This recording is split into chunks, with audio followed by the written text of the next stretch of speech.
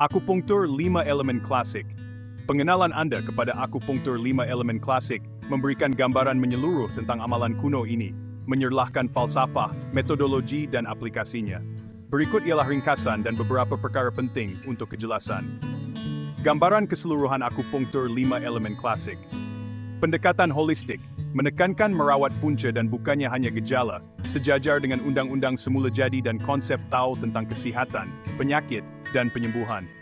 Falsafah Tao, kesihatan dilihat sebagai hidup selaras dengan Tao, jalan, di mana penyakit berpunca daripada penyelewengan daripada keseimbangan semula jadi ini. Jenis akupunktur 5 elemen klasik memerlukan latihan yang meluas, memberi tumpuan kepada keseluruhan orang, badan, semangat, dan memahami sistem falsafah yang mendasari. Akupunktur bergejala atau dokter tempatan, memberi tumpuan kepada melegakan gejala segera sesuai untuk keadaan akut tetapi kurang berkesan untuk masalah kronik tanpa menangani punca akar. Konsep utama, tenaga Qi, daya hidup penting yang mengalir melalui meridian, mengekalkan kesihatan apabila seimbang. Yin dan Yang, dua kuasa pelengkap dalam Qi, ketidakseimbangan membawa kepada penyakit. Meridian dan titik, Qi mengalir melalui 12 meridian utama, masing-masing dikaitkan dengan organ dan unsur, api, bumi, logam, air, kayu. Titik tertentu pada meridian ini boleh dirangsang untuk mengawal aliran tenaga. Permohonan praktikal, jarum dan moksibusi, teknik utama untuk mempengaruhi Qi. Jarum menggunakan jarum halus yang dimasukkan ke kedalaman tertentu, diukur dalam fen. Moksibusi, memohon haba daripada herba yang terbakar untuk merangsang titik. Anatomi Cina Inch, sistem pengukuran untuk mengesan titik berbanding saiz badan individu. Latihan dan amalan. Latihan, mengambil masa bertahun-tahun, melibatkan kedua-dua amalan akupunktur dan memahami asas-asas perubatan barat. Diagnosis, memerlukan pemahaman pribadi yang mendalam tentang setiap pesakit, mengakui keunikan mereka. Perbezaan budaya, amalan Timur versus Barat. Di Timur, akupunktur mungkin dicari pada permulaan penyakit, manakala di Barat, ia sering menjadi pilihan terakhir apabila rawatan lain gagal, memerlukan pendekatan rawatan yang berbeza. Kesimpulan, akupunktur 5 elemen klasik bukan sekadar amalan perubatan tetapi sistem penyembuhan yang komprehensif, yang bertujuan untuk menyelaraskan individu dengan undang-undang semula jadi dan aliran tenaga kehidupan. Ia berbeza dengan rawatan yang lebih tertumpu kepada gejala, dengan menyasarkan kesihatan jangka panjang melalui pemahaman dan mengimbangi tenaga asas dalam badan. Pengenalan ini menetapkan pentas untuk penerokaan terperinci meridian, titik, dan rawatan khusus dalam amalan bentuk akupunktur ini. Teruskan jawaban. Berikut ialah kesinambungan gambaran keseluruhan, memfokuskan pada aspek terperinci, meridian, titik, dan rawatan khusus dalam akupunktur 5 elemen klasik. Meridian dan titik. Meridian, terdapat 12 meridian utama, masing-masing dinamakan sempena organ dan dikaitkan dengan salah satu daripada 5 elemen. Meridian Yin, jantung, paru-paru, limpa, buah pinggang hati, perikardium, peredaran seks. Meridian, usus kecil, usus besar, perut, pundi kencing, pemanas tiga.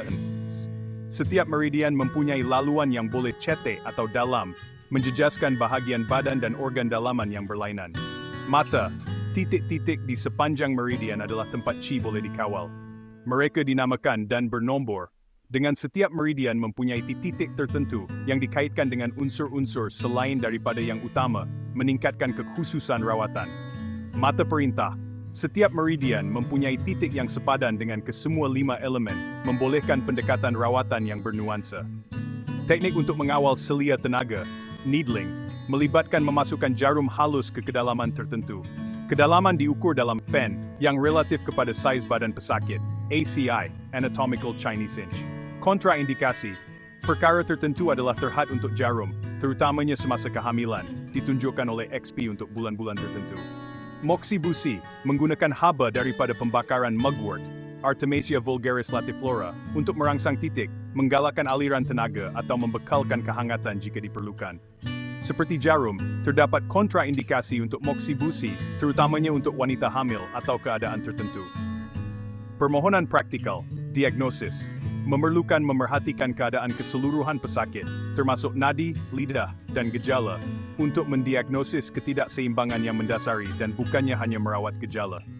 Rawatan, Pelan rawatan disesuaikan untuk setiap individu, memandangkan corak tenaga dan keadaan hidup mereka yang unik. Matlamatnya adalah untuk memulihkan keseimbangan yin dan yang, mengharmonikan 5 elemen, dan dengan itu memudahkan proses penyembuhan semula jadi badan. Asas falsafah, pengaruh Tao. Amalan ini merangkumi prinsip Tao di mana kesihatan adalah keadaan harmoni dengan alam semula jadi. Penyakit dilihat sebagai ketidakharmonian atau penyumbatan dalam aliran qi. Sambungan minda badan roh. Rawatan menangani bukan sahaja penyakit fizikal, tetapi juga aspek emosi dan rohani, yang bertujuan untuk penyembuhan holistik. Kandungan buku. Buku yang Anda terangkan akan menerangkan secara terperinci tentang laluan setiap meridian, baik dalam dan cetek. Lokasi titik tertentu dengan rujukan anatomi untuk penempatan yang tepat. Ciri-ciri setiap titik, termasuk nama Cina dan Inggris, persatuan unsur dan petunjuk rawatan. Lampiran untuk rujukan pantas kepada titik, hubungan mereka, dan maklumat tambahan yang tidak diliputi dalam teks utama. Sistem terperinci ini memerlukan bukan sahaja kemahiran teknikal, tetapi juga pemahaman yang mendalam tentang dimensi falsafah dan rohani kesihatan, menjadikan akupunktur 5 elemen klasik sebagai seni penyembuhan yang mendalam dan bernuansa. Teruskan jawaban. Berikut ialah penghuraian lanjut mengenai aspek praktikal dan kandungan tambahan yang mungkin Anda jangkakan dalam panduan terperinci mengenai akupunktur 5 elemen klasik. Permohonan rawatan, teknik memasukkan jarum, sudut dan arah. Cara jarum dimasukkan boleh mempengaruhi aliran qi. Teknik termasuk sisipan serenjang, serong atau melintang berdasarkan kesan yang dikehendaki. Manipulasi, gerakan memutar, mengangkat atau menujah boleh memodulasi sensasi dan kesan terapeutik. Kaedah moksibusi. Moksibusi langsung versus tidak langsung. Langsung melibatkan meletakkan moksa terus pada kulit, manakala tidak langsung menggunakan penghalang seperti halia atau garam. Tidak langsung lebih biasa digunakan untuk mengelakkan luka bakar. Parut lelwawen, bukan parut.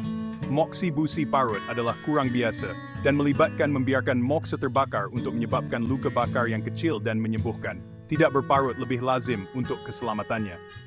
Gabungan teknik. Pengamal sering menggabungkan jarum dengan moksibusi untuk kesan yang dipertingkatkan, terutamanya dalam kes di mana kehangatan dan rangsangan tenaga diperlukan. Maklumat perkara khusus. Ciri-ciri mata. Setiap titik mempunyai petunjuk khusus untuk keadaan kesihatan atau ketidakseimbangan yang boleh dirawat.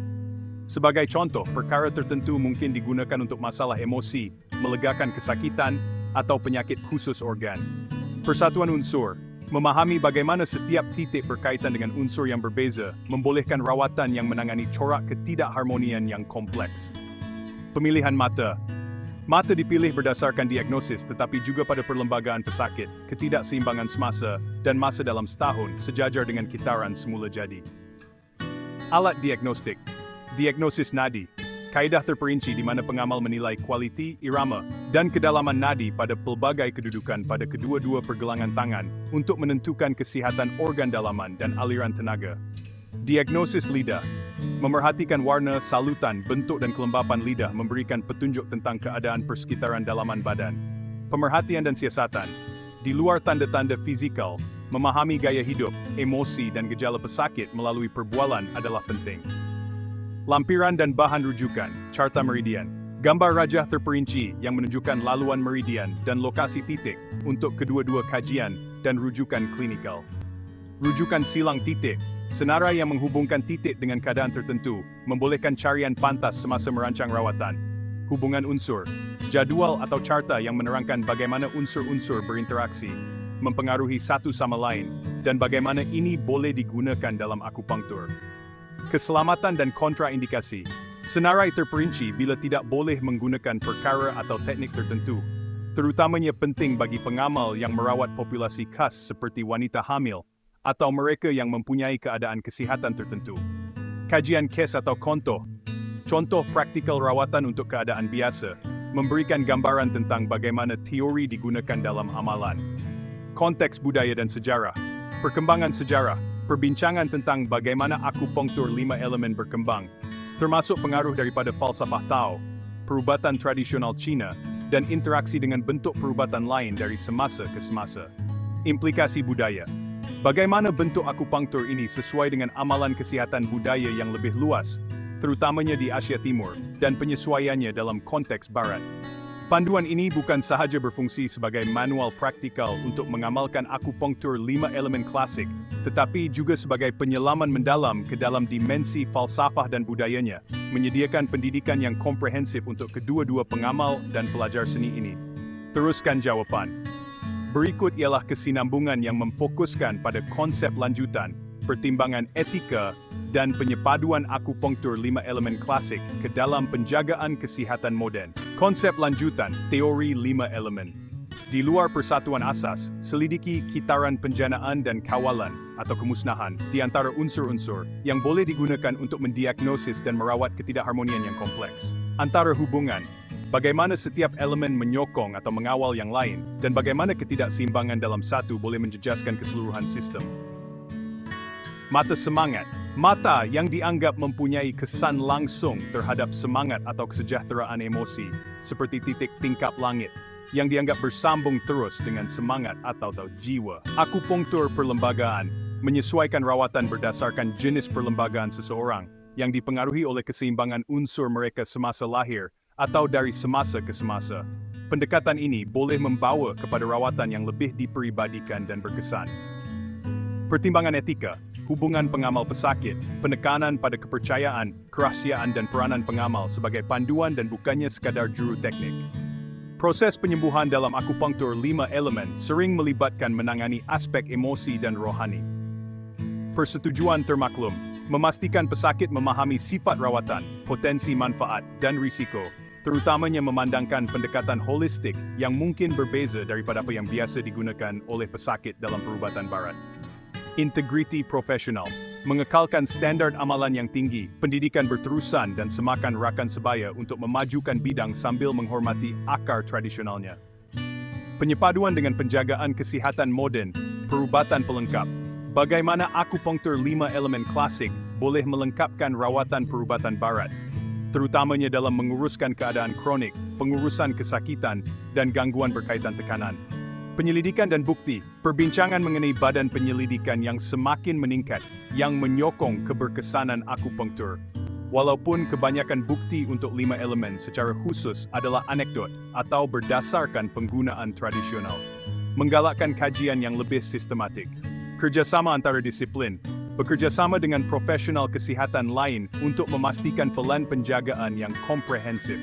Ini termasuk memahami bila hendak merujuk pesakit kepada pakar lain atau mengintegrasikan akupunktur dengan terapi lain. Implikasi pendidikan dan praktikal. Kaedah pengajaran. Bagaimana sistem kompleks akupunktur 5 elemen diajar, selalunya melalui gabungan pembelajaran didaktik, amalan yang diselia, dan bimbingan. Amalan klinikal. Kajian case atau senario yang menunjukkan cara menggunakan teori dalam situasi kehidupan sebenar, termasuk cara menyesuaikan rawatan apabila pesakit hadir dengan pelbagai atau keadaan yang kompleks. Peraturan dan pensijilan. Kepentingan penyeragaman dalam latihan dan amalan untuk mengekalkan integriti kaedah sambil membenarkan gaya pengamal individu dalam rangka kerja 5 elemen. Masa depan akupunktur 5 elemen klasik. Globalisasi dan penyesuaian. Bagaimana sistem tradisional ini disesuaikan di seluruh dunia, termasuk penyesuaian budaya dan cabaran untuk mengekalkan keaslian sambil boleh diakses oleh populasi yang pelbagai.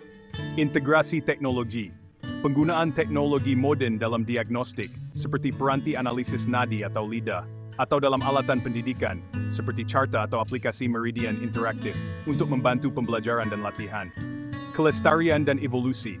Evolusi berterusan amalan untuk menangani cabaran kesihatan baharu, sambil mengekalkan prinsip terasnya, memastikan ia kekal relevan dan bermanfaat. Panduan komprehensif sedemikian bukan sahaja akan mendidik tentang teknik dan falsafah akupunktur 5 elemen klasik, tetapi juga merangsang pemikiran tentang bagaimana sistem purba ini boleh terus berkembang dan disepadukan ke dalam lanskap penjagaan kesihatan global yang lebih luas. Teori minda dan tingkah laku kanak-kanak autistik. Teori minda juga dirujuk sebagai meta-representasi, menerangkan keupayaan untuk mengaitkan keadaan mental seperti pemikiran, kepercayaan, keinginan dan niat kepada diri sendiri dan orang lain. Keupayaan ini penting untuk memahami dan meramalkan tingkah laku orang lain, serta melibatkan diri dalam interaksi sosial yang berkesan. Individu autism sering mengalami kesukaran dengan TOEM yang boleh memberi kesan ketara kepada tingkah laku dan interaksi sosial mereka. Bagaimana defisit TOEM nyata dalam tingkah laku? Berikut ialah beberapa cara di mana defisit teori minda boleh nyata dalam tingkah laku kanak-kanak autisme. Kesukaran memahami isyarat sosial. Kanak-kanak autism mungkin sukar untuk mentafsir isyarat bukan lisan seperti ekspresi muka, nada suara dan bahasa badan. Mereka mungkin salah tafsir niat atau emosi orang lain yang membawa kepada kejanggalan sosial atau salah komunikasi. Cabaran dengan mengambil perspektif. Mengambil perspektif orang lain memerlukan pemahaman bahawa pemikiran dan kepercayaan mereka mungkin berbeza daripada pemikiran dan kepercayaan sendiri. Ini boleh mencabar bagi kanak-kanak autisme, menjadikannya sukar untuk meramalkan bagaimana orang lain akan bertindak balas atau memahami pandangan mereka. Timbal balik sosial terjejas. Timbal balik sosial melibatkan diri dalam interaksi berulang-alik, memahami peranan sosial, dan bertindak balas dengan sewajarnya dalam situasi sosial yang berbeza. Kanak-kanak autism mungkin bergelut dengan aspek interaksi sosial ini, yang membawa kepada kesukaran untuk memulakan atau mengekalkan perbualan, berkongsi pengalaman, atau memahami jangkaan sosial. Tafsiran literal. Kanak-kanak autism sering mempunyai kecenderungan untuk mentafsir bahasa secara literal, kehilangan nuansa jenaka, sindiran atau bahasa kiasan. Ini boleh membawa kepada salah faham dan cabaran dalam komunikasi sosial. Kesukaran dengan penipuan dan pembohongan. Memahami penipuan memerlukan keupayaan untuk mengenali bahawa seseorang mungkin sengaja menyalahgambarkan kepercayaan atau niat mereka. Ini boleh mencabar terutamanya bagi kanak-kanak autism yang mungkin mengalami kesukaran membezakan antara kebenaran dan kepalsuan. Cabaran dengan empati. Empati melibatkan pemahaman dan berkongsi emosi orang lain. Defisit TOEM boleh menyukarkan kanak-kanak autisme untuk mengenali dan bertindak balas dengan sewajarnya terhadap keadaan emosi orang lain. Ini boleh membawa kepada kesukaran untuk menghiburkan seseorang yang kecewa atau memahami kesan tindakan mereka kepada orang lain. Kesan terhadap interaksi dan perhubungan sosial. Kesukaran TOEM boleh memberi kesan yang mendalam kepada interaksi sosial dan hubungan kanak-kanak autisme. Mereka mungkin mengalami pengasingan sosial dan kesunyian. Kesukaran memahami dan melibatkan diri dalam interaksi sosial boleh membawa kepada perasaan terasing dan kesunyian. Kanak-kanak autism mungkin bergelut untuk membentuk dan mengekalkan persahabatan atau berasa selesa dalam persekitaran sosial. Buli dan penganiayaan. Defisit TOEM boleh menjadikan kanak-kanak autism terdedah kepada buli dan penganiayaan. Mereka mungkin disasarkan kerana kejanggalan sosial mereka, ketidakupayaan untuk membaca isyarat sosial, atau tafsiran literal bahasa. Kebimbangan dan tekanan. Situasi sosial boleh menjadi menggembirakan dan tertekan bagi kanak-kanak autism, terutamanya jika mereka bergelut untuk memahami jangkaan sosial atau meramalkan tingkah laku orang lain. Ini boleh membawa kepada kebimbangan, penarikan diri, atau tingkah laku yang mencabar. Kesukaran dengan hubungan keluarga. Defisit TOEM juga boleh memberi kesan kepada hubungan keluarga. Ibu bapa dan adik-beradik mungkin bergelut untuk memahami perspektif kanak-kanak atau berkomunikasi dengan berkesan, yang membawa kepada kekecewaan dan hubungan yang tegang. Intervensi dan sokongan.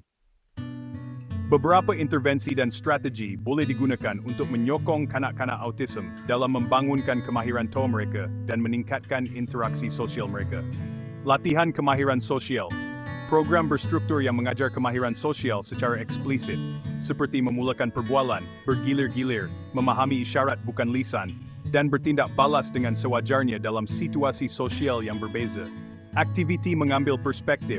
Aktiviti yang menggalakkan kanak-kanak mempertimbangkan perspektif yang berbeza, seperti bermain peranan, membaca cerita dengan pelbagai watak, atau membincangkan dilema sosial. Sokongan visual. Menggunakan alat bantu visual seperti gambar, cerita sosial atau perbualan jalur komik untuk membantu kanak-kanak memahami situasi dan jangkaan sosial. Pendidikan ibu bapa dan guru. Menyediakan pendidikan dan latihan kepada ibu bapa, guru dan penjaga tentang cara menyokong perkembangan sosial kanak-kanak autism dan pemahaman tentang TOEM. Intervensi awal. Program intervensi awal yang memberi tumpuan kepada komunikasi dan interaksi sosial boleh memberi manfaat terutamanya untuk kanak-kanak kecil autism. Ingat, Kesan defisit TOEM terhadap tingkah laku boleh berbeza-beza dengan ketara di kalangan individu autisme. Adalah penting untuk mendekati setiap kanak-kanak sebagai individu, mengiktiraf kekuatan dan cabaran unik mereka.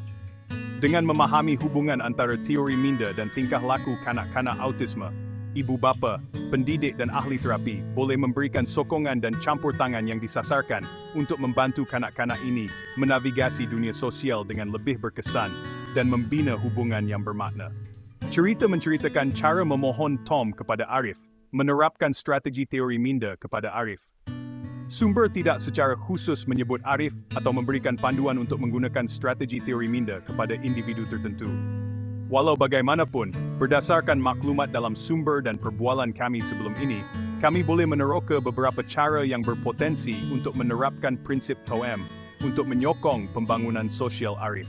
Sumber-sumber menekankan kepentingan memahami profil komunikatif individu setiap kanak-kanak dan menyesuaikan intervensi dengan keperluan khusus mereka. Memandangkan cabaran komunikasi Arif telah ditetapkan dalam sejarah perbualan kami, adalah penting untuk mempertimbangkan cabaran ini apabila menggunakan strategi TOEM. Strategi TOEM yang berpotensi untuk Arif. Memandangkan kesukaran komunikasi Arif, intervensi TOEM yang berorientasikan visual mungkin amat bermanfaat. Cerita sosial. Ini ialah cerita pendek dan diperibadikan yang menerangkan situasi sosial dan tingkah laku yang dijangkakan. Mereka boleh membantu Arif memahami isyarat sosial, meramalkan perasaan orang lain dan mempelajari tindak balas yang sesuai. Sebagai contoh, cerita sosial boleh menerangkan langkah-langkah yang terlibat dalam meminta rakan bermain, termasuk mengenali apabila rakan sibuk atau cara bertindak balas jika mereka mengatakan tidak. Perbualan jalur komik, sama seperti cerita sosial, ini menggunakan format jalur komik untuk mewakili interaksi sosial secara visual. Format sangat menarik untuk Arif, memandangkan usia dan potensi minatnya dalam media visual. Pendekatan gelembung pemikiran. Strategi ini menggunakan visual seperti gelembung pemikiran di atas kepala watak untuk mewakili pemikiran dan perasaan mereka. Bermula dengan objek konkret seperti anak patung dan secara beransur-ansur beralih kepada image abstrak, pendekatan ini boleh membantu Arif memahami bahawa orang lain mempunyai perspektif dan keadaan dalaman yang berbeza. Mengintegrasikan strategi TOEM dengan intervensi lain. Strategi TOEM boleh disepadukan dengan intervensi lain yang dibincangkan dalam sumber untuk mewujudkan pendekatan komprehensif untuk menyokong pembangunan sosial. Arif, terapi individu. Semasa sesi terapi individu, ahli terapi boleh menggunakan aktiviti TOEM seperti main peranan dan senario sosial untuk membantu Arif mengamalkan pengambilan perspektif dan memahami isyarat sosial. Bengkel bahasa. Jika Arif mengambil bahagian dalam bengkel bahasa dengan rakan sebaya, fasilitator boleh menggunakan konsep TOEM untuk membantu kanak-kanak memahami gaya dan perspektif komunikasi antara satu sama lain. Terapi bahasa ibu anak. Strategi TOEM boleh dimasukkan ke dalam sesi terapi bahasa ibu anak untuk mewujudkan peluang kepada Arif mengamalkan interaksi sosial dan pengambilan perspektif dalam persekitaran yang biasa dan menyokong. Menyesuaikan strategi TOEM untuk keperluan Arif. Sokongan visual, memandangkan cabaran komunikasi Arif. Sokongan visual seperti gambar, simbol atau video harus digunakan secara meluas semasa melaksanakan strategi TOEM. Bahasa mudah dan konkret. Arahan dan penjelasan hendaklah jelas, ringkas dan menggunakan bahasa yang mudah difahami oleh Arif. Konsep yang kompleks atau abstrak harus dipecahkan kepada langkah yang lebih kecil dan lebih mudah diurus. Peneguhan positif. Arif harus dipuji dan digalakkan atas usahanya dalam memahami dan menerapkan konsep TOEM. Peneguhan positif boleh membantu memotivasikan dia untuk terus belajar dan mengembangkan kemahiran sosialnya. Matlamat individu. Matlamat TOEM untuk Arif harus realistik dan disesuaikan dengan tahap perkembangan dan keperluan semasanya. Kemajuan perlu dipantau dan intervensi diselaraskan mengikut keperluan. Pertimbangan di luar sumber. Adalah penting untuk mengakui bahawa aplikasi khusus strategi TOEM kepada Arif memerlukan input daripada profesional yang berkelayakan, seperti ahli terapi atau pendidik khas. Profesional ini boleh menjalankan penilaian menyeluruh terhadap kebolehan TOEM dan kemahiran sosial Arif, membangunkan pelan intervensi individu berdasarkan keperluan dan kekuatan khususnya, memberi sokongan dan bimbingan berterusan kepada ibu bapa dan pendidik Arif. Ingat, Cadangan ini berdasarkan maklumat umum daripada sumber dan sejarah perbualan kami dan mungkin tidak terpakai kepada semua individu autisme. Adalah penting untuk berunding dengan profesional yang berkelayakan untuk mendapatkan bimbingan dan sokongan yang diperibadikan. Bagaimanakah penyelidik menilai kerumitan linguistik dalam individu autisme? Menilai kerumitan linguistik dalam individu autistik. Sumber menyerahkan beberapa kaidah yang digunakan penyelidik untuk menilai kerumitan linguistik dalam individu autisme, terutamanya memfokuskan pada sampel pertuturan spontan dan ukuran objektif seperti purata panjang ucapan, MLU. Sampel pertuturan spontan disebabkan cabaran yang sering dihadapi oleh kanak-kanak autistik dengan penglibatan sosial. Penyelidik menekankan nilai sampel pertuturan spontan untuk mendapatkan pandangan tentang prestasi linguistik berfungsi mereka. Kaedah ini membolehkan pemerhatian penggunaan bahasa dalam persekitaran semula jadi, terutamanya apabila faktor persekitaran seperti kebiasaan dan permintaan kognitif dikawal. Penyelidik mengesyorkan interaksi rakaman video, seperti situasi bermain percuma dengan mainan dan rakan kongsi komunikasi yang biasa dan tidak dikenali untuk mengumpulkan sampel ini. Pendekatan ini membolehkan analisis terperinci tentang pelbagai tingkah laku komunikatif, termasuk bilangan tindakan komunikatif, fungsi komunikatif, dan cara komunikatif yang digunakan. Purata panjang ucapan, MLU. MLU dianggap sebagai alat yang berharga untuk menilai kebolehan tata bahasa dalam individu autisme. Ia melibatkan analisis purata bilangan perkataan LU atau morfem. Setiap ucapan dalam sampel pertuturan, biasanya 100 ucapan. Penyelidik mengakui kepentingan parameter khusus bahasa semasa menganalisis MLU, kerana perbezaan tata bahasa merentas bahasa mempengaruhi bilangan morfem setiap ucapan dengan ketara. Sebagai contoh, kajian oleh Befi Lopes et al. 2002 menyerahkan keperluan untuk kriteria khusus bahasa apabila meneliti penggunaan kata kerja pada kanak-kanak berbahasa Portugis Brazil. Walaupun sumber tidak secara eksplisit menyatakan hubungan kajian dengan autisme, ia menggariskan prinsip yang lebih luas untuk menyesuaikan analisis linguistik kepada bahasa yang berbeza. Penyelidik juga mengesyorkan mengecualikan elemen bukan tata bahasa seperti nyanyian dan ekolalia tertunda daripada analisis MLU untuk mewakili prestasi tata bahasa individu dengan tepat. Korelasi dengan langkah-langkah lain, penyelidik menyiasat hubungan antara ukuran kerumitan linguistik seperti MLU dan aspek bahasa dan perkembangan lain, seperti 6. Kebolehan leksikal. Kajian telah mengkaji hubungan antara MLU dan perbendaharaan kata, meneroka bagaimana kerumitan tata bahasa berkaitan dengan kepelbagaian leksikal dan penggunaan kategori perkataan tertentu. Sebagai contoh, penyelidikan oleh Mielher and Fernandez 2009 mendapati korelasi antara MLU dalam perkataan dan penggunaan kata kerja, menunjukkan bahawa kanak-kanak yang mempunyai penglibatan sosial yang lebih baik dan kebolehan pragmatik cenderung menggunakan lebih banyak kata kerja dan mempunyai ucapan yang lebih panjang. Kebolehan pragmatik. Penyelidik telah meneroka bagaimana kemahiran pragmatik, seperti penggunaan tindakan komunikatif interpersonal dan keupayaan untuk menduduki ruang komunikatif, berkaitan dengan kerumitan tata bahasa seperti yang diukur oleh MLU.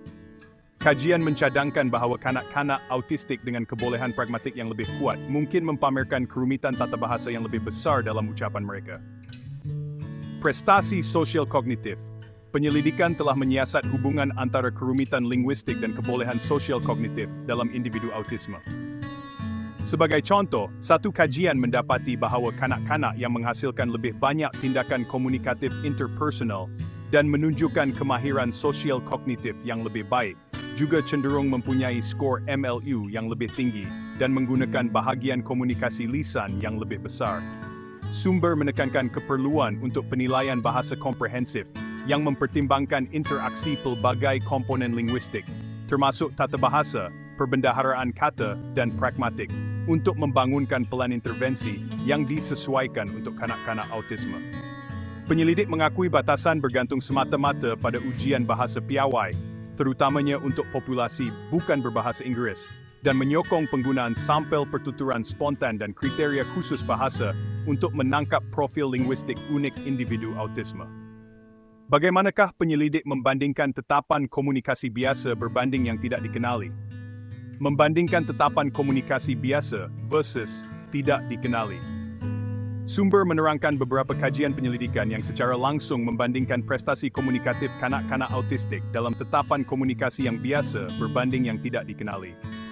Kajian ini bertujuan untuk memahami bagaimana faktor persekitaran, seperti kebiasaan lawan bicara dan bahan, mempengaruhi pengeluaran bahasa dan interaksi sosial pada kanak-kanak autisme. Penemuan utama, Moreira dan 2010, kajian ini melibatkan 20 kanak-kanak dan remaja dengan ASD, dengan purata umur 97 tahun. Para penyelidik merakam peserta semasa sesi permainan percuma selama 15 minit dalam dua keadaan. Situasi biasa FS, ahli terapi pertuturan yang dikenali dan mainan permainan biasa. Situasi tidak biasa, NS, ahli terapi pertuturan yang tidak diketahui dan mainan permainan yang tidak dikenali. Para penyelidik mendapati perbezaan yang signifikan secara statistik antara situasi biasa dan tidak biasa dalam bilangan tindakan komunikatif seminit, bilangan respons. Keadaan biasa menghasilkan keputusan yang lebih tinggi dalam kedua-dua kawasan. Tiada perbezaan yang ketara dalam cara komunikatif yang digunakan atau fungsi komunikatif interpersonal yang dinyatakan. Hanya dua fungsi bukan interpersonal, bermain dan tidak berfungsi, menunjukkan variasi kekerapan antara situasi. Kajian itu menyimpulkan bahawa kebiasaan lawan bicara dan bahan nampaknya mempunyai kesan minimum terhadap prestasi keseluruhan kanak-kanak ASD. Walau bagaimanapun, situasi biasa lebih berkesan dalam menimbulkan lebih banyak tindakan dan tindak balas komunikatif. Penemuan ini menunjukkan bahawa tetapan biasa boleh menyediakan persekitaran yang lebih selesa dan menyokong untuk kanak-kanak autistik terlibat dalam komunikasi.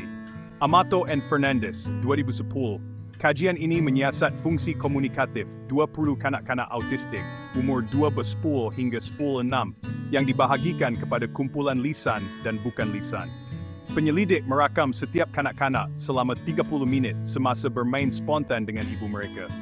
Pendekatan ini bertujuan untuk menangkap tingkah laku komunikatif kanak-kanak dalam konteks yang biasa dan semula jadi. Kajian ini memberi tumpuan kepada beberapa aspek komunikasi. Pendudukan ruang komunikatif. Ini merujuk kepada keseimbangan dan timbal balik dalam interaksi antara ibu dan anak. Kajian itu mendapati tiada perbezaan yang ketara antara kumpulan lisan dan bukan lisan dalam bidang ini, menunjukkan bahawa ibu memainkan peranan penting dalam mengekalkan keseimbangan semasa komunikasi. Bilangan tindakan komunikatif. Ini merujuk kepada kekerapan percubaan komunikasi yang dimulakan oleh kanak-kanak. Perbezaan ketara muncul antara kumpulan, menunjukkan bahawa kanak-kanak lisan menghasilkan lebih banyak tindakan komunikatif seminit. Bermakna komunikatif. Kajian ini menganalisis jenis komunikasi yang digunakan, seperti gerak isyarat, penyuaraan dan perkataan. Kedua-dua kumpulan kebanyakannya menggunakan gerak isyarat, tanpa perbezaan yang ketara di antara mereka. Fungsi komunikatif, interpersonal. Ini merujuk kepada penggunaan komunikasi untuk interaksi dan penglibatan sosial. Walaupun kedua-dua kumpulan mempamerkan bahagian komunikasi interaktif yang rendah, perbezaan yang ketara diperhatikan antara kumpulan lisan dan bukan lisan. Kajian ini menekankan kepentingan mempertimbangkan peranan rakan kongsi komunikatif dalam memudahkan komunikasi. Para penyelidik mencadangkan bahawa ibu, sebagai lawan bicara yang biasa, dapat menyesuaikan diri dengan keperluan anak-anak mereka dan mewujudkan persekitaran yang menyokong komunikasi.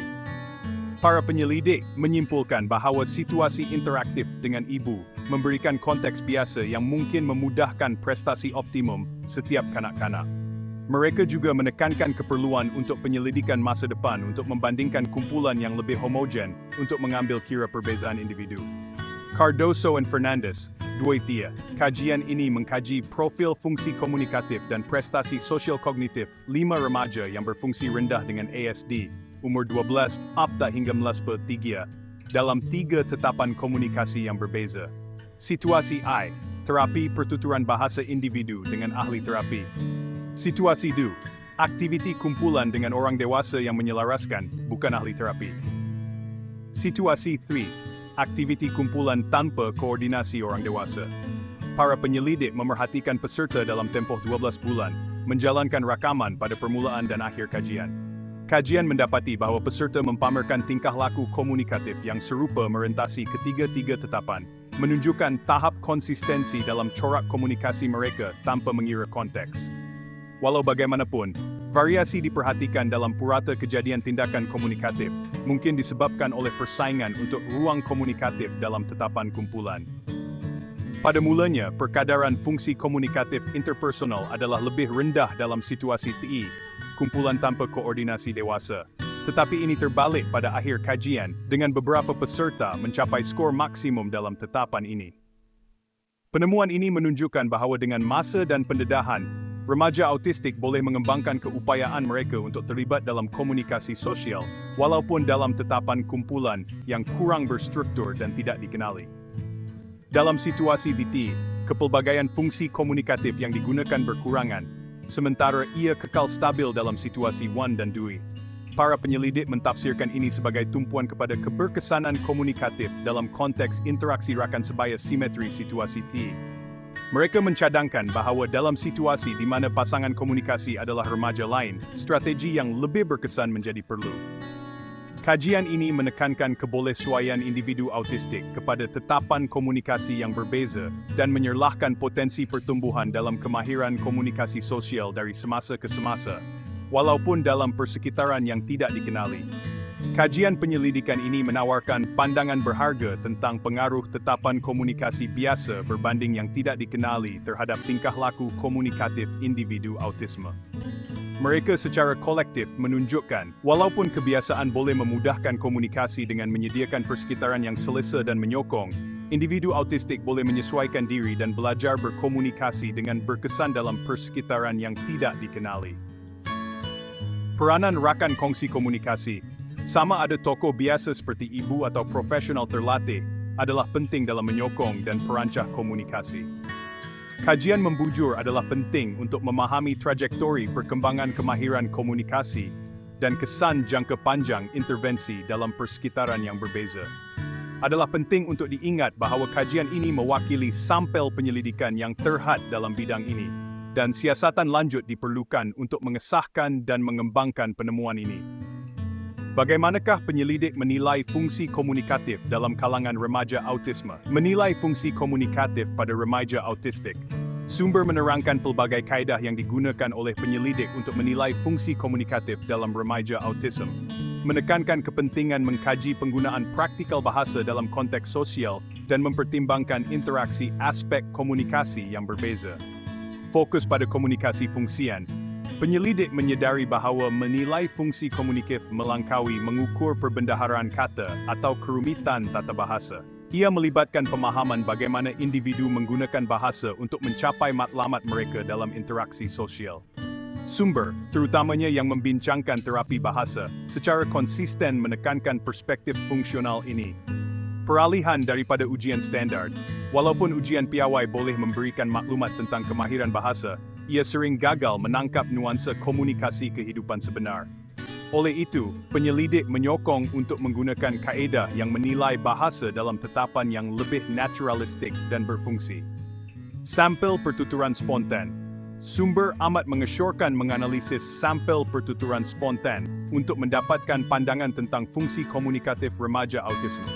Sampel ini boleh dikumpul melalui rakaman video interaksi dengan individu biasa dan tidak dikenali dalam pelbagai tetapan, seperti permainan percuma, aktiviti kumpulan dan sesi terapi individu. Profil individu. Sumber menekankan kepentingan mencipta profil komunikatif individu untuk setiap remaja. Pendekatan ini mengiktiraf kepelbagaian dalam spektrum autisme dan membolehkan penyelidik menyesuaikan penilaian dan intervensi dengan keperluan dan kebolehan tertentu. Langkah-langkah objektif dan pemerhatian. Profil komunikatif berfungsi P. Penyelidik sering menggunakan profil komunikatif berfungsi (FCP) untuk menganalisis style pertuturan spontan. FCP menilai pelbagai aspek komunikasi, termasuk bilangan tindakan komunikatif, kekerapan percubaan komunikasi yang dimulakan oleh remaja. Fungsi komunikatif. Tujuan komunikasi digunakan, seperti meminta, mengulas, membantah, atau terlibat dalam interaksi sosial. Fungsi-fungsi ini boleh dikategorikan sebagai interpersonal, tertumpu pada penglibatan sosial, atau bukan interpersonal, memenuhi lebih banyak keperluan individu. Cara komunikatif. Kaedah yang digunakan untuk berkomunikasi, termasuk lisan, penyuaraan, gerak isyarat, dan sistem komunikasi alternatif. Penyelidik menggunakan FCP untuk menilai perubahan dalam fungsi komunikatif dari semasa ke semasa, terutamanya sebagai tindak balas kepada intervensi terapeutik. Sebagai contoh, satu kajian mendapati bahawa remaja menunjukkan kemajuan dalam meningkatkan komunikasi interpersonal selepas program intervensi bimbingan ibu. Purata panjang ucapan, MLU. Walaupun digunakan terutamanya untuk menilai kerumitan tata bahasa, MLU juga boleh memberikan pandangan tidak langsung tentang fungsi komunikatif. Ucapan yang lebih panjang mungkin mencadangkan kapasiti yang lebih besar untuk menyampaikan maklumat dan melibatkan diri dalam interaksi sosial yang lebih kompleks. Prestasi sosial kognitif. Penyelidik mengiktiraf hubungan rapat antara bahasa dan kognisi, terutamanya dalam autisme. Menilai kebolehan sosial kognitif, seperti perhatian bersama, tiruan dan permainan simbolik, boleh memberikan konteks yang berharga untuk memahami fungsi komunikatif remaja. Pemerhatian dalam tetapan berbeza. Sumber menyerlahkan kepentingan memerhatikan komunikasi dalam pelbagai tetapan untuk memahami bagaimana faktor persekitaran mempengaruhi prestasi. Sebagai contoh, satu kajian mendapati bahawa remaja autistik menyesuaikan gaya komunikasi mereka berdasarkan sama ada mereka berinteraksi secara individu dengan ahli terapi dalam kumpulan dengan koordinasi dewasa atau dalam kumpulan tanpa koordinasi dewasa. Penemuan ini menekankan fleksibiliti dan kebolehsuaian remaja autistik dalam konteks sosial yang berbeza. Pertimbangan faktor individu dan persekitaran. Lisan LWN bukan verbal. Penyelidik mengakui perbezaan antara remaja autistik lisan dan bukan lisan. Walaupun individu lisan mungkin mempunyai kemahiran bahasa yang lebih maju, individu bukan lisan sering bergantung pada kaedah komunikasi alternatif, seperti gerak isyarat, alat bantu visual, atau teknologi bantuan. Kaedah penilaian harus disesuaikan untuk menampung perbezaan ini. Kebiasaan versus ketidakbiasaan. Seperti yang dibincangkan dalam perbualan kami sebelum ini, kebiasaan tetapan komunikasi boleh memberi kesan ketara kepada prestasi. Penyelidik mesti mempertimbangkan sama ada remaja berinteraksi dengan individu yang dikenali, seperti ibu bapa, ahli terapi, atau individu yang tidak dikenali, rakan sebaya, orang yang tidak dikenali, dan sama ada persekitaran dan bahan itu biasa atau baru. Sokongan sosial. Sumber mengakui kepentingan rangkaian sokongan sosial, terutamanya peranan ibu bapa dan penjaga, dalam mempengaruhi perkembangan komunikatif dan fungsi remaja autism. Penyelidikan telah menyiasat kesan program bimbingan ibu bapa terhadap peningkatan komunikasi di rumah dan kesejahteraan keseluruhan keluarga. Kesimpulan, sumber menekankan pendekatan holistik untuk menilai fungsi komunikatif dalam kalangan remaja autism. Pendekatan ini melibatkan melangkaui ujian piawai dan memberi tumpuan kepada komunikasi berfungsi dalam tetapan semula jadi. Menggunakan langkah objektif seperti FCP, di samping pemerhatian kualitatif interaksi sosial dan kemahiran kognitif sosial. Mempertimbangkan faktor individu, seperti keupayaan lisan dan kebiasaan persekitaran komunikasi. Mengiktiraf peranan penting sokongan sosial, terutamanya daripada keluarga dan penjaga. Dengan menggabungkan kaedah ini, penyelidik boleh memperoleh pemahaman yang komprehensif tentang kekuatan dan cabaran komunikatif remaja, yang penting untuk membangunkan intervensi yang berkesan dan menyokong penyertaan mereka dalam interaksi sosial yang bermakna. Apakah aspek bahasa yang perlu dinilai pada kanak-kanak autism? Penilaian komprehensif bahasa dalam kanak-kanak autistik. Apabila menilai bahasa pada kanak-kanak autisme, pendekatan pelbagai rupa diperlukan yang mempertimbangkan pelbagai aspek perkembangan dan fungsi bahasa. Sumber memberikan gambaran keseluruhan terperinci tentang bidang utama untuk difokuskan. Komponen bahasa teras, komunikasi berfungsi. Seperti yang ditekankan dalam perbualan kami sebelum ini, menilai penggunaan praktikal bahasa dalam konteks sosial adalah penting. Menilai fungsi komunikatif melibatkan pemahaman cara kanak-kanak menggunakan bahasa untuk mencapai matlamat mereka, seperti meminta, mengulas, membantah, atau melibatkan diri dalam interaksi sosial. Penilaian ini harus melangkaui sekadar mengukur perbendaharaan kata atau kemahiran tata bahasa dan memberi tumpuan kepada keupayaan kanak-kanak untuk berkomunikasi dengan berkesan dalam situasi kehidupan sebenar. Kerumitan linguistik.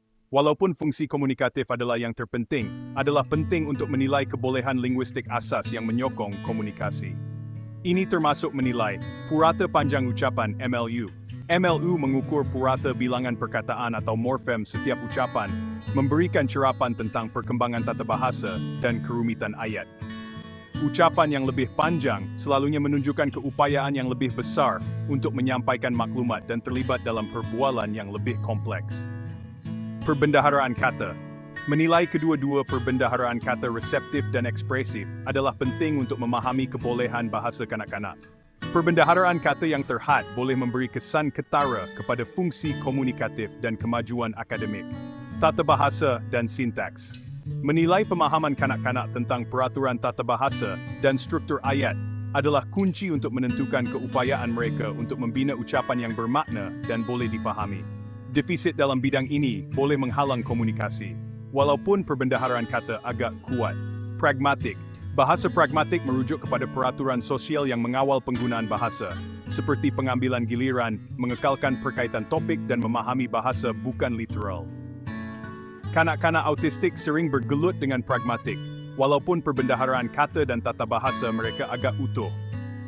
Menilai kebolehan pragmatik adalah penting untuk memahami cabaran komunikasi sosial kanak-kanak. Pertimbangan tambahan untuk penilaian menyeluruh. Verbal versus bukan verbal. Mengenali perbezaan antara kanak-kanak lisan dan bukan lisan adalah penting. Walaupun kanak-kanak lisan mungkin mempunyai kemahiran bahasa yang lebih maju, kanak-kanak bukan lisan mungkin bergantung pada kaedah komunikasi alternatif, seperti gerak isyarat, alat bantu visual atau teknologi bantuan. Penilaian harus disesuaikan untuk menampung perbezaan ini dan mengenal pasti kaedah komunikasi pilihan dan paling berkesan kanak-kanak. Sampel pertuturan spontan. Menganalisis sampel pertuturan spontan yang dikumpul dalam tetapan naturalistik, seperti bermain atau perbualan dengan orang biasa, memberikan pandangan berharga tentang penggunaan bahasa fungsional kanak-kanak. Sampel ini boleh dianalisis untuk pelbagai aspek komunikasi, termasuk tindakan komunikatif, fungsi, dan cara. Prestasi sosial kognitif. Menilai kebolehan sosial kognitif, seperti perhatian bersama, tiruan dan permainan simbolik, menyediakan konteks untuk memahami kemahiran komunikasi kanak-kanak. Kebolehan ini berkait rapat dengan perkembangan bahasa, dan defisit dalam bidang ini boleh memberi kesan kepada fungsi komunikatif. Situasi dan kumpulan penilaian khusus. Menyadari bahwa komunikasi dipengaruhi oleh faktor sosial dan persekitaran adalah penting. Menilai bahasa dalam tetapan yang berbeza, seperti interaksi individu, kumpulan rakan sebaya, atau interaksi dengan orang dewasa yang biasa dan tidak dikenali, boleh mendedahkan cara kanak-kanak menyesuaikan gaya komunikasi mereka dalam konteks yang berbeza. Kepentingan penilaian bahasa. Penilaian bahasa yang komprehensif adalah penting kerana beberapa sebab, diagnosis dan prognosis. Mengenal pasti gangguan bahasa adalah penting untuk mendiagnosis autism dan meramalkan hasil jangka panjang. Intervensi awal untuk kelewatan bahasa dikaitkan dengan prognosis yang lebih baik. Intervensi individu. Profil bahasa terperinci membolehkan pembangunan intervensi individu yang disesuaikan dengan kekuatan dan kelemahan khusus kanak-kanak. Pendekatan yang disasarkan ini penting untuk memaksimumkan keberkesanan terapi. Memahami persatuan dengan bidang pembangunan lain. Penilaian bahasa memberikan pandangan tentang hubungan antara bahasa dan bidang perkembangan lain, seperti kognisi sosial, metaperwakilan, dan penyesuaian sosial komunikatif. Pemahaman holistik ini penting untuk perancangan intervensi yang komprehensif. Dengan mempertimbangkan pelbagai aspek bahasa ini, doktor dan pendidik boleh memperoleh pemahaman yang komprehensif tentang kebolehan dan cabaran komunikasi kanak-kanak autisme. Pengetahuan ini adalah asas untuk membangunkan intervensi berkesan yang menggalakkan perkembangan bahasa dan kemahiran komunikasi sosial. Bagaimanakah faktor budaya mempengaruhi diagnosis autisme? Pengaruh budaya terhadap diagnosis autisme. Sumber menyerlahkan pelbagai cara di mana faktor budaya boleh memberi kesan kepada diagnosis autisme, menekankan keperluan untuk sensitiviti budaya dan kesedaran di kalangan profesional. Berikut ialah pecahan perkara utama. Perbezaan budaya dalam norma tingkah laku, kesan terhadap kriteria diagnostik. Sumber, terutamanya bab yang memfokuskan pada variasi silang budaya dalam diagnosis autisme, menekankan bahawa autisme didiagnosis berdasarkan ciri tingkah laku.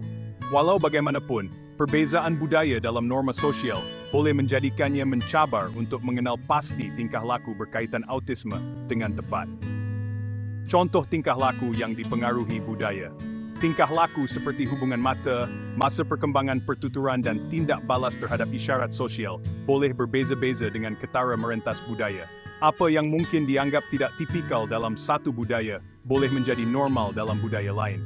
Sebagai contoh, dalam setengah budaya, mengelakkan hubungan mata secara langsung dengan orang dewasa adalah tanda penghormatan, manakala dalam budaya lain, ia mungkin ditafsirkan sebagai gejala penarikan diri sosial yang berpotensi membawa kepada salah diagnosis. Positif palsu dan negatif. Palsu. Perbezaan budaya boleh menyumbang kepada kedua-dua diagnosis positif palsu dan negatif palsu. Seorang kanak-kanak yang mempamerkan tingkah laku yang tidak tipikal dalam budaya dominan, tetapi tipikal dalam budaya mereka sendiri, mungkin salah didiagnosis dengan autisme. Sebaliknya, kanak-kanak yang tingkah laku autistiknya bertopeng oleh norma budaya, mungkin tidak didiagnosis. Perspektif budaya mengenai ketidakupayaan dan rawatan, pengaruh terhadap mencari bantuan dan penggunaan perkhidmatan.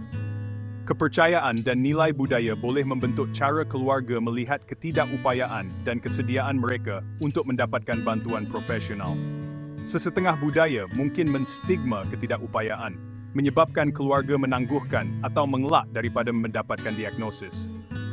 Orang lain mungkin mengaitkan tingkah laku autistik dengan sebab rohani atau gaib, menyebabkan mereka meneruskan rawatan alternatif dan bukannya terapi berasaskan bukti. Kesan terhadap pendekatan rawatan. Perspektif budaya juga boleh mempengaruhi jenis rawatan yang ditawarkan dan diterima. Sebagai contoh, perubatan tradisional Cina sering melihat autisme sebagai gangguan yin dan menggunakan rawatan seperti ubat herba dan akupunktur yang berbeza dengan ketara daripada pendekatan barat seperti analisis tingkah laku yang digunakan. Akses terhad kepada perkhidmatan dan sumber. Perbezaan dalam diagnosis dan intervensi. Sumber, terutamanya yang membincangkan bahagian kewangan autisme, mengakui bahawa akses kepada perkhidmatan diagnostik dan rawatan sering terhad, terutamanya di negara membangun. Akses terhad ini boleh memburukkan lagi jurang dalam diagnosis dan intervensi, kerana kanak-kanak daripada komuniti terpinggir mungkin menghadapi halangan yang lebih besar dalam menerima penjagaan yang tepat pada masanya dan sesuai. Faktor ekonomi dan sosial. Kesukaran ekonomi, kekurangan perlindungan insurans dan ketersediaan profesional khusus yang terhad semuanya boleh menyumbang kepada diagnosis dan rawatan yang tertangguh atau tidak mencukupi. Faktor-faktor ini boleh menambah lagi cabaran yang dihadapi oleh keluarga dalam menavigasi kerumitan autisme. Cadangan untuk diagnosis sensitif budaya.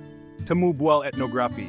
Sumber menyerlahkan kepentingan menggunakan teknik temu bual etnografi untuk mengumpul maklumat tentang latar belakang budaya kanak-kanak dan perspektif keluarga tentang tingkah laku dan perkembangan. Pendekatan ini boleh membantu profesional memperoleh pemahaman yang lebih mendalam tentang konteks sosial kanak-kanak dan mengelak daripada salah tafsir tingkah laku yang dipengaruhi budaya. Alat penilaian yang disesuaikan.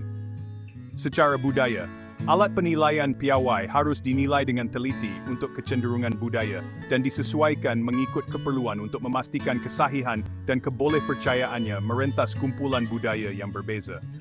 Penyelidik telah membangunkan versi alat sedia ada yang diubah suai, seperti Chat Tua Betia untuk kanak-kanak Cina, untuk menangani pertimbangan khusus budaya. Kerjasama dengan keluarga dan komuniti.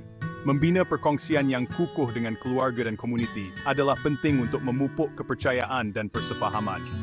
Profesional harus menghormati keutamaan keluarga, menghormati perbezaan budaya, dan mempertimbangkan cabaran yang berkaitan dengan sumber yang terhad. Latihan untuk kecekapan budaya.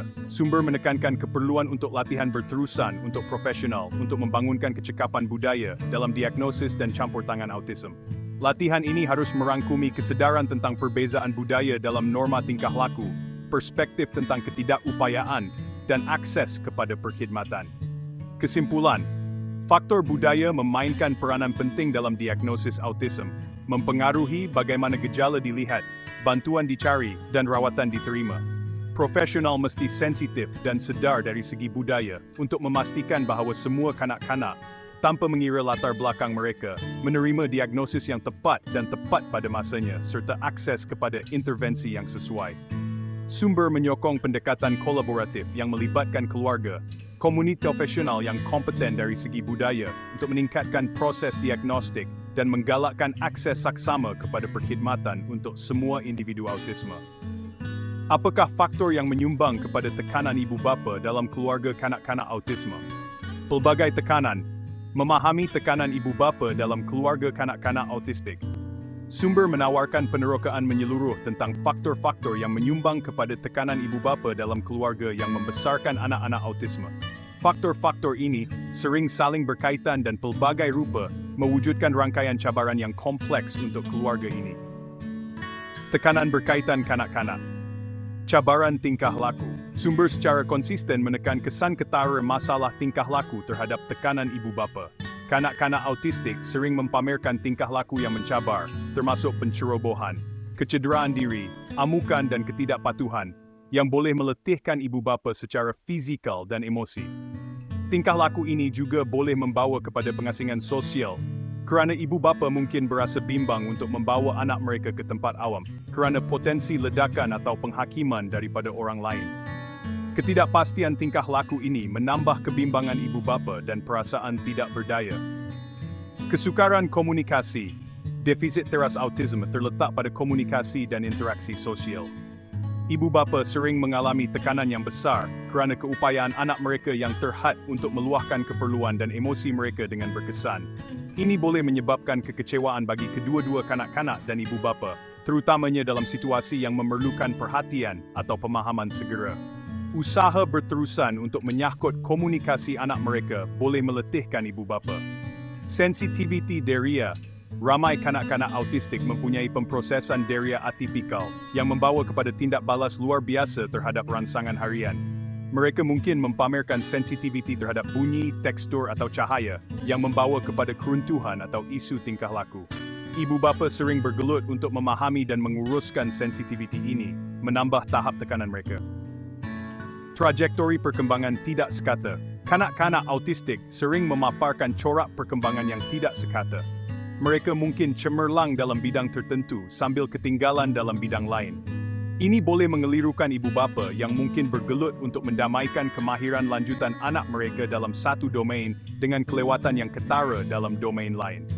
Ketidakpastian dalam perkembangan ini boleh menyumbang kepada kebimbangan dan tekanan ibu bapa. Kesan terhadap dinamik keluarga. Sifat mencabar membesarkan anak autistik boleh memberi kesan ketara kepada dinamik keluarga. Ibu bapa sering terpaksa membuat pengorbanan yang besar dalam kehidupan pribadi dan profesional mereka untuk menampung keperluan anak mereka. Ini boleh membawa kepada perasaan dendam, keletihan, dan ketegangan pada hubungan perkahwinan. Adik-beradik kepada kanak-kanak autistik juga mungkin mengalami cabaran emosi dan sosial kerana keperluan unik abang atau kakak mereka. Tekanan peringkat sistem, diagnosis dan akses kepada perkhidmatan. Sumber, terutamanya yang membincangkan aspek kewangan dan sosial autisme, menyerlahkan tekanan yang berkaitan dengan menavigasi proses diagnostik dan mengakses perkhidmatan yang sesuai. Ibu bapa sering mengalami kelewatan dalam mendapatkan diagnosis, yang membawa kepada tempoh ketidakpastian dan kebimbangan yang berpanjangan. Sifat sistem penyampaian perkhidmatan yang berpecah belah dan kekurangan penyelarasan di kalangan profesional boleh merumitkan lagi keadaan, menyebabkan ibu bapa berasa terharu dan tidak disokong. Ketegangan kewangan. Beban kewangan yang berkaitan dengan membesarkan anak autistik adalah besar. Kos terapi khusus, program pendidikan dan campur tangan perubatan boleh menghabiskan sumber keluarga dengan cepat. Ramai ibu bapa terpaksa mengurangkan waktu kerja mereka atau meninggalkan pekerjaan mereka sama sekali untuk menjaga anak mereka, yang membawa kepada kehilangan pendapatan yang ketara dan kesukaran kewangan. Tol emosi ketidakamanan kewangan menambah tekanan keseluruhan yang dialami oleh keluarga. Stigma sosial dan kurang pemahaman. Sikap masyarakat terhadap autisme sering menyumbang kepada tekanan ibu bapa. Ibu bapa sering menghadapi penghakiman dan salah faham daripada orang lain yang mungkin mengaitkan tingkah laku anak mereka dengan keibubapaan yang lemah atau kurang disiplin. Ini boleh membawa kepada perasaan malu, terasing, dan kekecewaan. Kesedaran awam yang terhad tentang autisme merumitkan lagi keadaan, kerana ibu bapa sering terpaksa menjelaskan keadaan anak mereka berulang kali, menambah beban emosi mereka. Faktor individu. Strategi mengatasi. Gaya mengatasi individu memainkan peranan penting dalam menguruskan tekanan. Sumber menunjukkan bahawa ibu bapa yang mengamalkan strategi mengatasi mengelak, seperti penafian atau penarikan diri, cenderung mengalami tahap tekanan yang lebih tinggi dan kesihatan mental yang lebih buruk. Sebaliknya, ibu bapa yang menggunakan strategi mengatasi masalah yang berfokuskan masalah, seperti mendapatkan sokongan sosial, maklumat dan sumber, cenderung lebih baik dari segi emosi. Membangunkan mekanisme mengatasi yang berkesan adalah penting untuk mengurangkan kesan tekanan terhadap kesejahteraan ibu bapa. Rasa koheren, soul-C, merujuk kepada kepercayaan individu bahawa dunia boleh difahami, boleh diurus dan bermakna. Kajian menunjukkan bahawa ibu bapa yang mempunyai tahap SOC yang lebih tinggi cenderung mengalami tahap tekanan yang lebih rendah, tanpa mengira keterukan autism anak mereka. Mengukuhkan SOC dengan memupuk perasaan kecekapan, kawalan dan kesaling hubungan boleh meningkatkan daya tahan dan meningkatkan penyesuaian.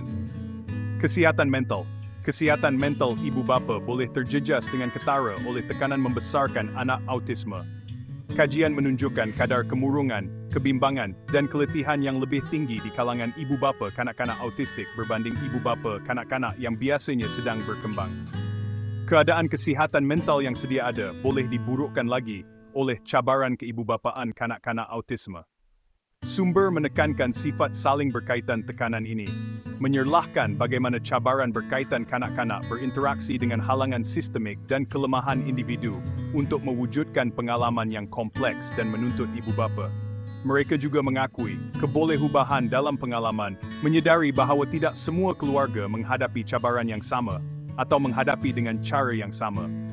Memahami sifat pelbagai aspek tekanan ibu bapa adalah penting untuk membangunkan sistem sokongan dan intervensi yang berkesan untuk menggalakkan kesejahteraan keluarga yang membesarkan kanak-kanak autism. Bagaimanakah keterukan autism menjejaskan tekanan ibu bapa? Hubungan antara keterukan autism dan tekanan ibu bapa. Interaksi yang kompleks. Sumber menawarkan pandangan tentang hubungan antara keterukan autisme dan tekanan ibu bapa, melukis gambaran kompleks yang dipengaruhi oleh pelbagai faktor. Kesan keterukan terhadap ciri-ciri kanak-kanak dan tekanan ibu bapa. Hubungan langsung. Sesetengah sumber menyerlahkan hubungan langsung antara keterukan gejala autism dan tekanan ibu bapa. Kanak-kanak dengan autisme yang lebih teruk mungkin memerlukan sokongan dan bantuan yang lebih intensif dalam tugas harian, meningkatkan permintaan ibu bapa, dan berpotensi membawa kepada tahap tekanan yang lebih tinggi. Ini benar terutamanya bagi ibu bapa kepada anak-anak yang mempunyai autonomi pribadi yang terhad dan kebergantungan yang lebih tinggi untuk keperluan asas seperti berpakaian, makan, dan bersekolah. Hubungan tidak langsung melalui masalah tingkah laku. Sumber mencadangkan bahawa kesan keterukan autisme terhadap tekanan ibu bapa sering dimediasi oleh masalah tingkah laku yang lebih kuat dikaitkan dengan tekanan daripada keteruk gangguan itu sendiri. Kanak-kanak autistik dengan gejala yang lebih teruk mungkin lebih terdedah kepada menunjukkan tingkah laku yang mencabar seperti pencerobohan, kecederaan diri dan ketidakpatuhan yang menyumbang dengan ketara kepada tekanan ibu bapa. Penemuan bercanggah. Walau bagaimanapun, beberapa sumber menunjukkan bahawa keterukan gejala autism adalah peramal tekanan ibu bapa yang agak lemah. Percanggahan ini boleh dikaitkan dengan isu metodologi seperti variasi dalam saiz sampel, kriteria pemilihan, alat pengukuran, dan umur kanak-kanak yang dikaji. Peranan faktor individu dan mekanisme. Mengatasi rasa koheren. Sumber menekankan peranan penting rasa koheren, SOS, dalam menyederhanakan kesan keterukan autism terhadap tekanan ibu bapa.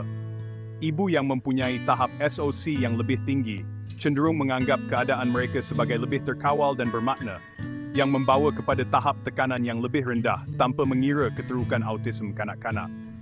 SOC merangkumi kepercayaan bahawa kehidupan boleh difahami, boleh diurus dan bermakna, memperkesahkan ibating narus farif cabaran dengan lebih berkesan. Strategi mengatasi. Sumber secara konsisten menunjukkan kepentingan strategi mengatasi yang berkesan dalam menguruskan tekanan ibu bapa.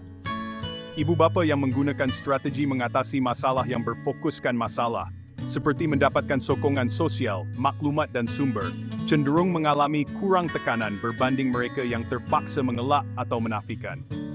Walau bagaimanapun, ibu bapa kanak-kanak dengan ASD mungkin menggunakan lebih banyak strategi penjarakan dan melarikan diri daripada ibu bapa kanak-kanak bukan autism, yang berpotensi meningkatkan tahap tekanan. Sokongan sosial. Sokongan sosial yang mencukupi memainkan peranan penting dalam mengurangkan tekanan ibu bapa, terutamanya dalam konteks tingkah laku mencabar yang sering dikaitkan dengan autisme yang teruk. Rangkaian sokongan tidak formal, seperti keluarga dan rakan, boleh memberikan bantuan emosi dan praktikal, menampan kesan tekanan kepada ibu bapa. Walau bagaimanapun, sokongan sosial yang terhad boleh memburukkan lagi tekanan dan perasaan terasing, terutamanya apabila digabungkan dengan tingkah laku kanak-kanak yang mencabar. Keperluan untuk pemahaman holistik. Memahami hubungan antara keterukan autisme dan tekanan ibu bapa memerlukan perspektif holistik yang mempertimbangkan keperluan khusus kanak-kanak, cabaran unik yang berkaitan dengan keterukan autisme kanak-kanak tertentu, termasuk tahap kesukaran tingkah laku, gangguan komunikasi dan sensitiviti deria. Dinamik keluarga. Fungsi keseluruhan keluarga, termasuk kualiti hubungan perkawinan, hubungan adik-beradik, dan ketersediaan sistem sokongan. Faktor ibu bapa individu, gaya mengatasi, rasa koheren, dan kesihatan mental setiap ibu bapa, kerana faktor-faktor ini mempengaruhi daya tahan dan keupayaan mereka untuk menguruskan tekanan. Faktor sistemik. Akses kepada perkhidmatan yang sesuai, sumber kewangan dan sikap masyarakat terhadap autism. Kerana faktor luaran ini boleh memberi kesan ketara kepada tahap tekanan ibu bapa. Sumber menekankan bahawa pengalaman tekanan ibu bapa sangat individu dan dipengaruhi oleh interaksi faktor yang kompleks. Walaupun keterukan autisme mungkin menyumbang kepada peningkatan tekanan, kesannya sering dimediasi oleh pemboleh ubah lain, menyerlahkan keperluan untuk sistem sokongan dan intervensi yang disesuaikan yang menangani keperluan unik setiap keluarga. Apakah faktor selain ciri-ciri kanak-kanak yang menyumbang kepada tekanan ibu bapa dalam autisme? Tekanan ibu bapa di luar kanak-kanak. Perspektif pelbagai rupa daripada sumber. Walaupun ciri-ciri dan tingkah laku kanak-kanak autistik menyumbang dengan ketara kepada tekanan ibu bapa, sumber menekankan bahawa banyak faktor lain di luar kanak-kanak juga memainkan peranan penting dalam membentuk pengalaman tekanan bagi ibu bapa. Faktor-faktor ini boleh dikategorikan secara meluas kepada isu sistemik, sikap sosial dan ciri ibu bapa individu, yang semuanya bereaksi untuk mewujudkan lanskap yang kompleks dan mencabar untuk keluarga yang membesarkan anak autisme. Cabaran dan halangan sistemik. Sumber secara konsisten menyerlahkan peranan kritikal faktor sistemik dalam memburukkan lagi tekanan ibu bapa. Faktor-faktor ini selalunya berpunca daripada struktur sokongan yang tidak mencukupi dan kekurangan pemahaman tentang autisme dalam pelbagai sistem masyarakat, mewujudkan beban yang besar bagi keluarga yang mengharungi kerumitan membesarkan anak autisme. Diagnosis dan akses kepada perkhidmatan. Mendapatkan diagnosis yang tepat pada masanya dan tepat untuk autisme selalunya merupakan proses yang panjang dan sukar bagi ibu bapa. Sumber mendedahkan bahawa bukan perkara biasa bagi keluarga untuk berunding dengan berbilang profesional dan menunggu tempoh yang lama sebelum menerima diagnosis, yang membawa kepada ketidakpastian dan kebimbangan yang berpanjangan. Pengalaman yang tertekan ini diburukkan lagi oleh sifat sistem penyampaian perkhidmatan yang berpecah belah, di mana keluarga sering terpaksa menavigasi labirin penyedia, terapi dan intervensi yang berbeza dengan penyelarasan atau bimbingan yang terhad. Kekurangan laluan yang jelas dan maklumat yang tersedia boleh menyebabkan ibu bapa berasa terharu, kecewa dan tidak disokong, menambah tahap tekanan mereka yang sudah meningkat. Ketegangan kewangan. Sumber, terutamanya yang memberi tumpuan kepada beban kewangan autism, mendedahkan tekanan ekonomi yang besar yang dihadapi oleh keluarga. Terapi khusus, program pendidikan, campur tangan perubatan, dan juga pengubah suaian diet boleh menjadi sangat mahal dengan cepat menghabiskan sumber keluarga. Ramai ibu bapa terpaksa mengurangkan waktu kerja mereka atau meninggalkan pekerjaan mereka sama sekali untuk menjaga anak mereka, yang membawa kepada kehilangan pendapatan yang ketara dan kesukaran kewangan. Kebimbangan berterusan untuk memenuhi tuntutan kewangan, ditambah dengan tol emosi ketidakamanan ekonomi, menambah satu lagi lapisan tekanan kepada kehidupan ibu bapa yang membesarkan anak-anak autisme. Berat sikap sosial dan stigma. Sumber menekankan bahawa sikap masyarakat terhadap autism dan ketidakupayaan sering menyumbang kepada tekanan ibu bapa. Salah faham dan kekurangan kesedaran tentang autism boleh membawa kepada pertimbangan negatif dan stigma sosial, mewujudkan cabaran tambahan untuk keluarga. Kurang pemahaman dan penerimaan. Sumber menunjukkan bahawa ibu bapa kepada kanak-kanak autistik sering menghadapi reaksi dan penghakiman negatif daripada orang lain yang mungkin salah tafsir tingkah laku anak mereka akibat keibubapaan yang lemah atau kekurangan disiplin. Kekurangan pemahaman ini boleh menyebabkan pengasingan sosial kerana ibu bapa mungkin berasa bimbang untuk membawa anak mereka ke tempat awam kerana potensi keruntuhan atau penghakiman daripada orang lain.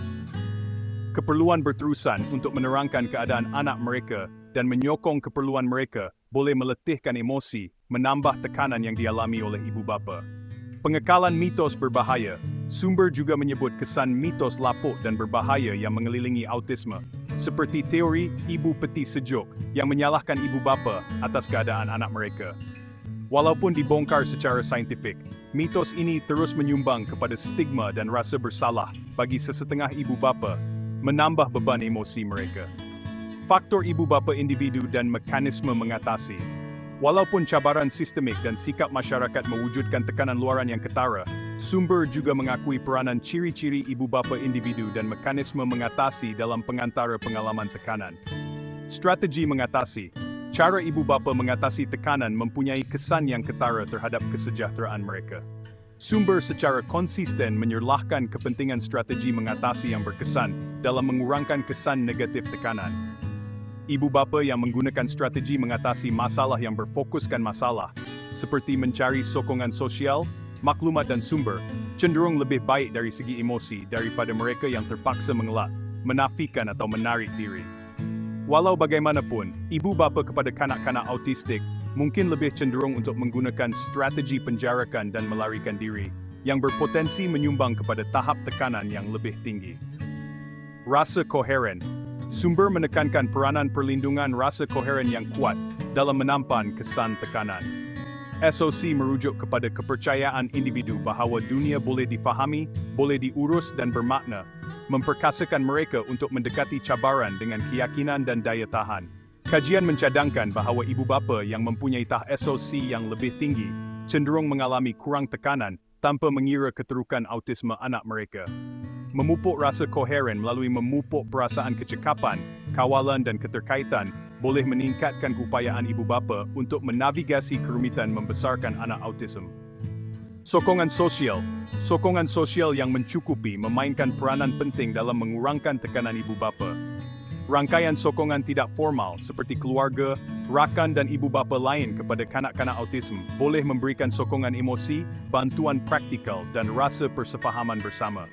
Akses kepada sistem sokongan formal, seperti penjagaan rehat, terapi dan kumpulan sokongan, juga boleh memberi manfaat dalam menyediakan ibu bapa rehat daripada penjagaan dan menghubungkan mereka dengan sumber dan maklumat. Sumber menunjukkan bahawa jenis dan kualiti sokongan sosial yang tersedia untuk keluarga boleh mempengaruhi keupayaan mereka untuk mengatasi tekanan. Sumber-sumber secara kolektif menggariskan bahawa memahami dan menangani tekanan ibu bapa dalam keluarga kanak-kanak autistik memerlukan pendekatan pelbagai rupa yang mempertimbangkan interaksi ciri-ciri kanak-kanak, faktor sistemik, sikap sosial dan ciri-ciri ibu bapa individu. Menyedari kerumitan dan kesaling hubungan faktor-faktor ini boleh membimbing pembangunan sistem sokongan dan intervensi yang disesuaikan untuk menggalakkan kesejahteraan ibu bapa dan anak-anak mereka. Bagaimanakah strategi mengatasi menjejaskan tekanan ibu bapa dalam autisme? Menavigasi tekanan. Bagaimana strategi mengatasi mempengaruhi kesejahteraan ibu bapa dalam autisme? Sumber-sumber tersebut menawarkan pandangan berharga tentang hubungan kompleks antara strategi mengatasi dan tekanan ibu bapa dalam konteks membesarkan kanak-kanak autisme. Mereka menyerlahkan kepentingan menggunakan mekanisme mengatasi yang berkesan untuk mengurangkan kesan negatif tekanan terhadap kesejahteraan ibu bapa, menekankan bahawa jenis strategi mengatasi yang digunakan boleh mempengaruhi tahap tekanan yang dialami dengan ketara. Kuasa mengatasi berfokus masalah. Sumber-sumber secara konsisten menggariskan keberkesanan strategi mengatasi masalah dalam mengurangkan tekanan ibu bapa. Pendekatan ini melibatkan menangani sumber tekanan secara aktif dengan mencari penyelesaian praktikal, mengumpul maklumat dan menggunakan sumber yang ada untuk menguruskan situasi yang mencabar. Mencari maklumat dan sokongan. Ibu bapa yang secara proaktif mencari maklumat tentang autisme dan sistem sokongan yang ada cenderung mengalami kurang tekanan. Sumber menekankan kepentingan ibu bapa memahami diagnosis, pilihan rawatan, dan sumber pendidikan anak mereka. Mengakses rangkaian sokongan sosial, seperti keluarga, rakan dan ibu bapa kanak-kanak autisme yang lain, juga boleh memberikan sokongan emosi yang berharga, bantuan praktikal dan rasa persefahaman bersama, menampan kesan negatif tekanan. Menggunakan sumber yang ada. Sumber mencadangkan bahawa ibu bapa yang menggunakan sumber dengan berkesan, seperti penjagaan rehat, terapi dan kumpulan sokongan, boleh mengalami tahap tekanan yang berkurangan. Penjagaan rehat, khususnya menawarkan kelegaan sementara daripada tanggung jawab penjagaan, membolehkan ibu bapa mengisi semula dan memenuhi keperluan mereka sendiri. Menyokong keperluan anak mereka. Ibu bapa yang secara aktif menyokong keperluan anak mereka dalam sistem pendidikan, penjagaan kesihatan dan perkhidmatan sosial boleh mengalami rasa kawalan dan pemerkasaan yang lebih besar, yang boleh mempengaruhi mengatasi mereka secara positif dan mengurangkan tahap tekanan. Perangkap mengelak dan melarikan diri. Walaupun mengatasi masalah dikaitkan dengan tekanan yang berkurangan, sumber memberi amaran terhadap penggunaan strategi mengelak dan melarikan diri yang cenderung memudaratkan kesejahteraan ibu bapa. Menjauhkan dan menafikan. Sumber menunjukkan bahawa ibu bapa yang cuba menjauhkan diri daripada autism anak mereka atau menafikan cabaran yang mereka hadapi, lebih cenderung mengalami tahap tekanan dan masalah kesihatan mental yang lebih tinggi. Mengelakkan situasi sukar atau menekan emosi boleh menghalang ibu bapa daripada menangani punca tekanan mereka, yang membawa kepada pembentukan perasaan negatif dan berpotensi memburukkan lagi masalah kesihatan mental. Mekanisme mengatasi negatif. Terlibat dalam mekanisme mengatasi negatif, seperti penyalahgunaan bahan atau pengabaian diri, boleh membahayakan lagi kesejahteraan ibu bapa dan menghalang keupayaan mereka untuk menjaga anak mereka dengan berkesan dan menguruskan tekanan. Kepentingan pembingkaian semula positif. Sumber mencadangkan bahawa penyusunan semula positif boleh menjadi strategi mengatasi yang kuat untuk ibu bapa kepada kanak-kanak autism. Memberi tumpuan kepada kekuatan dan kemajuan. Ibu bapa yang memberi tumpuan kepada kekuatan anak mereka, meraihkan pencapaian mereka, dan mengakui walaupun langkah kecil kemajuan cenderung mengalami kurang tekanan dan mengekalkan pandangan yang lebih positif. Peralihan dalam perspektif ini boleh membantu ibu bapa berasa lebih berharap dan diperkasakan, memupuk rasa daya tahan yang lebih besar dalam menghadapi cabaran. Mencari makna dan tujuan. Sumber menekankan bahawa ibu bapa yang dapat mencari makna dan tujuan dalam peranan penjagaan mereka sering melaporkan tahap kesejahteraan dan kepuasan yang lebih tinggi, walaupun terdapat kesukaran yang wujud. Menyedari kepentingan sumbangan mereka dan kesan positif yang mereka miliki terhadap kehidupan anak mereka boleh membantu ibu bapa mengharungi situasi tertekan dengan tujuan dan daya tahan yang lebih besar. Peranan rasa koheren. Sumber menekankan bahawa rasa koheren sosi yang kuat boleh mempengaruhi keupayaan ibu bapa untuk mengatasi tekanan. SOC merujuk kepada kepercayaan bahawa dunia boleh difahami, boleh diurus dan bermakna. Ibu bapa yang mempunyai tahap sosi yang lebih tinggi lebih cenderung untuk melihat cabaran sebagai peluang untuk pertumbuhan, mendekati situasi sukar dengan yakin dan menggunakan strategi mengatasi yang berkesan. Menggalakkan kefahaman. Meningkatkan pemahaman ibu bapa tentang autism dan keperluan khusus anak mereka boleh memupuk rasa kefahaman. Menyediakan maklumat yang jelas dan tepat, menerangkan pendekatan terapeutik, dan menawarkan panduan tentang menavigasi sistem perkhidmatan boleh memperkasakan ibu bapa dan meningkatkan rasa kawalan mereka. Meningkatkan kebolehurusan. Melengkapkan ibu bapa dengan pelbagai strategi dan alat mengatasi boleh meningkatkan rasa kebolehurus mereka.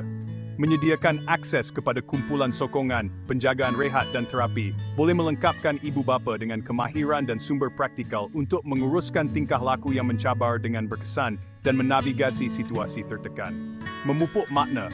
Menggalakkan ibu bapa mencari makna dalam peranan penjagaan mereka dan meraihkan kekuatan dan kebolehan unik anak mereka boleh memupuk rasa bermakna. Menyedari kesan positif yang mereka ada terhadap kehidupan anak mereka dan mengakui pertumbuhan pribadi mereka sendiri boleh meningkatkan motivasi dan daya tahan ibu bapa dalam menghadapi kesukaran. Sifat individu. Mengatasi. adalah penting untuk menyadari bahwa mengatasi adalah proses yang sangat individu.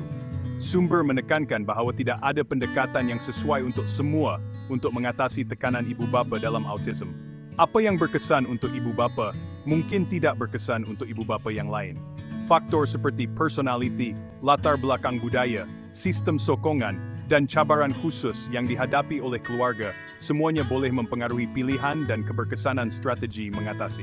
Sumber menggariskan keperluan untuk intervensi dan sistem sokongan yang disesuaikan, yang mengakui kepelbagaian pengalaman ibu bapa, dan memperkasakan keluarga untuk membangunkan mekanisme mengatasi yang sejajar dengan keperluan dan kekuatan individu mereka. Assalamualaikum teman-teman. Semoga kalian semua dalam keadaan sehat dan selalu dalam lindungan Allah SWT. Kali ini kita akan membahas tentang ujian kehidupan dalam Islam. Ujian kehidupan adalah bagian penting dari perjalanan spiritual kita sebagai Muslim. Ujian kehidupan itu seperti situasi atau kejadian yang Allah berikan untuk menguji seberapa kuat iman dan kesabaran kita. Ini adalah cara Allah untuk melihat sejauh mana kita bisa bertahan dan tetap berpegang pada keimanan kita. Nah, ujian ini bisa bermacam-macam bentuknya, bisa berupa tantangan, kesulitan, atau bahkan kenikmatan. Setiap ujian memiliki tujuan dan hikmah tersendiri yang harus kita pahami. Contohnya, punya banyak harta atau kesehatan yang baik, itu bisa jadi ujian juga loh. Bagaimana kita menggunakan harta dan kesehatan tersebut akan menunjukkan kualitas iman kita. Tujuannya, Allah ingin melihat bagaimana sikap kita. Apakah kita tetap bersyukur dan menggunakan nikmat tersebut untuk kebaikan, atau malah sebaliknya. Filosofi dasar dari ujian ini adalah untuk mendidik kita agar lebih dekat kepada Allah. Dengan menghadapi ujian, kita belajar untuk lebih tawakal dan berserah diri kepadanya. Jadi, saat mendapat ujian, kita bisa belajar untuk memperbaiki diri dan meningkatkan keimanan kita. Ujian adalah kesempatan untuk introspeksi dan memperbaiki kesalahan. Dengan begitu, kesabaran dan rasa tawakal kita kepada Allah SWT juga akan semakin terasa. Kesabaran adalah kunci untuk menghadapi segala ujian dengan hati yang tenang. Intinya, ujian kehidupan adalah cara untuk membuat iman kita semakin kuat dan sabar dalam menghadapi segala hal. Semoga kita semua bisa lulus dari setiap ujian dengan iman yang lebih kokoh. Selamat datang ke dunia terapi tidak konvensional yang sentiasa berkembang. Salah satu tren yang muncul ialah penggunaan refleksologi, terutamanya untuk kanak-kanak berkeperluan khas. Artikel ini menyerlahkan bagaimana refleksologi digunakan sebagai satu bentuk terapi untuk kanak-kanak autisme. Dengan memanfaatkan kuasa sentuhan, refleksologi menyasarkan kawasan tertentu badan, selalunya memberikan kelegaan dan menguruskan gejala yang berkaitan dengan autism. Sama ada Anda ibu bapa, penjaga, profesional penjagaan kesehatan, atau sekadar seseorang yang berminat dalam terapi alternatif, panduan komprehensif ini akan menyelidiki faedah, sains di sebaliknya, dan kesan kehidupan sebenar refleksologi terhadap kehidupan kanak-kanak autism. Jadi, mari kita melangkah ke dunia refleksologi dan meneroka potensinya untuk kanak-kanak dalam spektrum autisme. Kekal bersama kami semasa kami menavigasi faedah, bidang tertentu yang disasarkan, dan kajian kes kehidupan sebenar yang menjadikan refleksologi sebagai terapi pelengkap yang menjanjikan. Refleksologi, apa itu dan bagaimana ia berfungsi? Melangkah ke dunia perubatan alternatif, mari kita pahami terlebih dahulu apa itu refleksologi. Terapi bukan invasif. Refleksologi melibatkan penggunaan tekanan pada titik refleks tertentu pada kaki, tangan, dan telinga. Titik refleks ini dipercayai sepadan dengan organ dan kawasan badan yang berbeza. Jadi, bagaimana ia berfungsi? Amalan refleksologi kaki, sebagai contoh, adalah seperti menavigasi peta yang rumit. Dengan merangsang titik refleks ini, ahli refleks bertujuan untuk menggalakkan kesihatan di kawasan yang sepadan melalui laluan tenaga badan Anda. Terapi refleksologi boleh membantu mengimbangi sistem saraf dan merangsang pembebasan endorfin yang membawa kepada pengurangan tekanan dan perasaan kesejahteraan. Walaupun semakin popular terapi refleksologi untuk kanak-kanak kurang upaya, adalah penting untuk menghilangkan sebarang salah faham. Ia bukan penawar semua, tetapi terapi pelengkap yang boleh menyokong rawatan tradisional, meningkatkan kelonggaran keseluruhan, dan pengurusan gejala dalam gangguan spektrum autistik dan keadaan keperluan khas yang lain. Peranan refleksologi dalam menguruskan gejala autisme. Keluarga dan ahli terapi semakin melihat ke arah refleksologi sebagai laluan untuk mengurangkan gejala autisme pada kanak-kanak. Terapi semula jadi dan bukan invasif ini boleh membantu menangani beberapa cabaran yang paling biasa dialami oleh orang autisme, seperti kesukaran dengan komunikasi, penglibatan emosi, dan beban deria. Refleksologi berfungsi dengan menyasarkan kawasan tertentu kaki dan tangan yang dikenali oleh ahli refleks sebagai titik refleks, yang dipercayai sepadan dengan organ dan sistem badan yang berbeza. Dengan memberi tekanan pada titik-titik ini, ahli refleksologi bertujuan untuk menggalakkan keseimbangan dan kesejahteraan dalam badan. Penyelidikan telah menemui hasil yang menjanjikan. Sebagai contoh, kanak-kanak yang bergelut dengan beban deria mungkin mengalami kesan menenangkan selepas urutan kaki, kerana titik refleksologi yang berkaitan dengan sistem saraf dirangsang. Begitu juga, kesukaran komunikasi boleh dikurangkan kerana refleksologi menyasarkan bidang yang berkaitan dengan pertuturan dan bahasa. Adalah penting untuk ambil perhatian bahawa refleksologi adalah terapi pelengkap dan harus digunakan bersama dengan rawatan lain sebagai sebahagian daripada pelan penjagaan yang komprehensif. Walaupun ia mungkin bukan penawar semua, ramai ibu bapa dan profesional penjagaan kesihatan mendapati refleksologi sebagai alat yang tidak ternilai dalam kit alat mereka untuk menguruskan gejala autisme. Kawasan khusus badan yang disasarkan dalam refleksologi untuk autisme. Dalam konteks refleksologi untuk autisme, bahagian tertentu badan disasarkan untuk menguruskan cabaran biasa yang dihadapi oleh kanak-kanak ini. Teknik refleksologi kaki biasanya digunakan. Dengan memberi tumpuan kepada zon tertentu kaki, pengamal boleh menangani isu seperti gejala gastro-usus, kebimbangan dan masalah deria. Refleksologi tangan adalah satu lagi bahagian penting dalam pendekatan terapeutik ini, mencapai kawasan yang sepadan dengan bahagian badan yang berlainan, dengan itu menggalakkan kesejahteraan keseluruhan. Telinga juga mempunyai beberapa titik refleks yang, apabila dirangsang, boleh menawarkan kelegaan yang ketara daripada pelbagai gejala. Pakar bersetuju bahawa kawasan yang disasarkan dalam refleksologi ini memainkan peranan penting dalam menguruskan cabaran unik kanak-kanak autisme. Memahami hubungan antara kawasan ini dan isu kesihatan yang sepadan adalah kunci untuk memaksimumkan faedah refleksologi. Kajian kes kehidupan sebenar, kisah kejayaan refleksologi untuk autisme. Kes kehidupan sebenar sering memberikan beberapa bukti terkuat untuk keberkesanan terapi dan rekiskerol dibanungna taikted jehuli. Di sini, kami akan berkongsi beberapa kisah kejayaan sedemikian. Phoebe, seorang kanak-kanak perempuan berusia 10 tahun yang didiagnosis menghidap autism, mengalami pengurangan ketara dalam tahap kebimbangannya selepas hanya 4 sesi refleksologi. Dengan bantuan insol urut revs, dia berjaya mengekalkan peningkatan ini secara berterusan. Satu lagi kes yang ketara ialah Nicola, seorang budak lelaki berusia 15 tahun yang bergelut dengan sembelit yang teruk dan masalah komunikasi. Selepas hanya 2 sesi refleksologi, ibunya melaporkan perubahan dramatik dalam kedua-dua bidang. Dalam kedua-dua kes ini, refleksologi menunjukkan janji sebagai terapi pelengkap, bukan sahaja untuk menguruskan gejala, tetapi juga untuk meningkatkan kualiti hidup keseluruhan kanak-kanak autisme. Refleksologi untuk kanak-kanak berkeperluan khas. Apabila ia datang untuk menjaga kanak-kanak berkeperluan khas, terutamanya mereka yang mempunyai autism, refleksologi muncul sebagai terapi pelengkap dan alternatif yang menjanjikan. Dengan akarnya di Mesir Purba, refleksologi telah merentasi benua, dari China dan Rusia ke Kanada dan Kepulauan, memberikan kelegaan kepada beribu-ribu orang. Salah satu faedah utama refleksologi ialah pendekatan bukan invasif dan bebas dadah, yang menjadikannya pilihan yang menarik untuk ibu bapa dan penjaga yang bimbang tentang potensi kesan sampingan ubat. Refleksologi bukan sahaja menyokong kesejahteraan fisiologi kanak-kanak, tetapi juga menggalakkan kelonggaran dan melegakan tekanan dalam kedua-dua kanak-kanak dan keluarga. Refleksologi menawarkan kanak-kanak jalan untuk komunikasi responsif dengan badan mereka. Ia lebih daripada sekadar terapi. Ini adalah satu cara untuk membuka aktiviti berterusan antara kanak-kanak, kasut dan stokin mereka. Pendekatan holistik terhadap kesejahteraan ini adalah salah satu sebab mengapa refleksologi telah mendapat daya tarikan di sekolah dan dalam komuniti, keperluan pendidikan khas dan ketidakupayaan.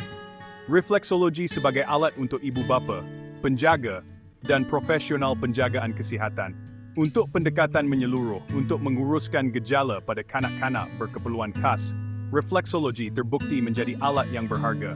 Bukan sahaja untuk profesional penjagaan kesihatan, tetapi juga untuk ibu bapa dan penjaga. Ia memberikan peluang unik untuk mempelajari dan menggunakan teknik refleksologi asas di rumah. Dengan memasukkan refleksologi ke dalam rutin harian mereka, penjaga boleh menyediakan kanak-kanak dengan pendekatan bukan invasif dan bebas dada untuk menguruskan gejala mereka.